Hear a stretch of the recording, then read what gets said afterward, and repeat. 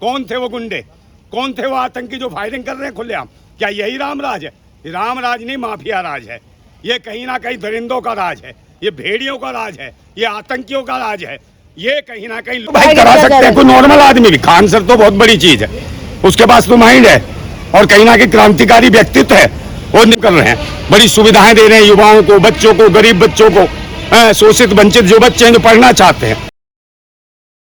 दुनिया भर की नोटंकी कर रखी है। ये तो भाई सस्ते में जो कैंसर हॉस्पिटल बनाया उसमें सस्ते में वो भी हो रहा है, अल्ट्रासाउंड, एक्सरे वगैरह भाई बिल्कुल 100-100 रुपए में हो रहे हैं। वहां पर तो आराम से मिल रहा है, सुविधाएं मिल रही है। जो सरकारी अस्पताल वो बंद किए जा रहे हैं। मगर खान सर जैसे लोग बच्चों को पढ़ा लिखा के जो पैसा इकट्ठा होता है वो भी जनता की सेवा में लगा रहे हैं। इसलिए इन्हें पसंद नहीं है कि कोई शिक्षा, स्वास्थ्य, रोजगार जैसी बातें करे तो उसके ऊपर ही हमले कराएंगे। और आतंकी भेड़िए जो भगवा के भेष में भगवाधारी जो भेड़िए हैं, आतंकवादी हैं, वो देश में छोड़ रखे हैं और वहीं हमले हो रहे हैं जब भाजपा की सरकार है। भाई बताइए, यहाँ भाजपा की सरकार है, पटना में क्या हुआ, बिहार में? कौन थे वो गुंडे, कौन थे वो आतंकी जो फायरिंग कर रहे हैं खुलेआम? क्या यही राम राज है? राम राज नहीं, माफिया राज है। ये कहीं ना कहीं दरिंदों का राज है, ये भेड़ियों का राज है, ये आतंकियों का राज है। ये कहीं ना कहीं लुटेरे और डकैतों का राज है। इन डकैतों का खात्मा करेंगे निश्चित रूप से। वो समय आने, मैंने एक सुनी थी बात, बहुत पहले एक बात सुनी थी और मेरा ही एक शेर है कि मैंने सुने थे बेरहमी के मंजर बहुत, मैंने सुने थे बेरहमी के मंजर बहुत।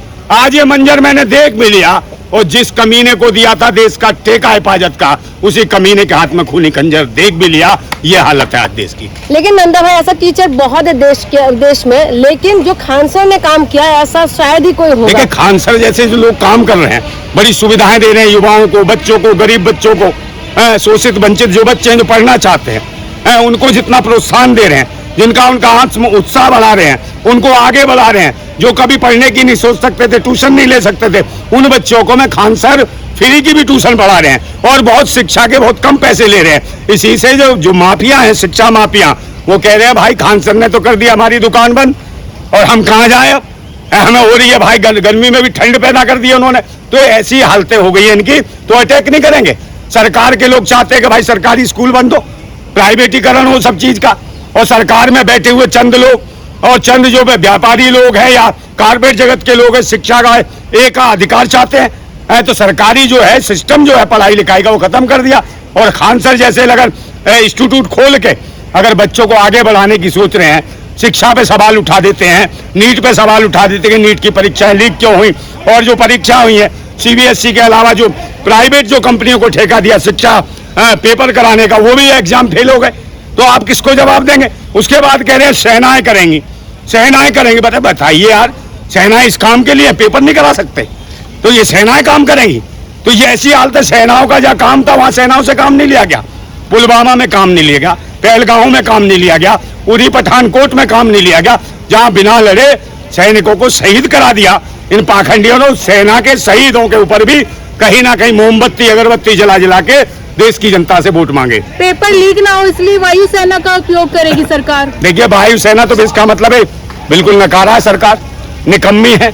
उससे बढ़िया तो पहले CBSE करा देती थी पेपर, पहले कभी लीक नहीं हुए।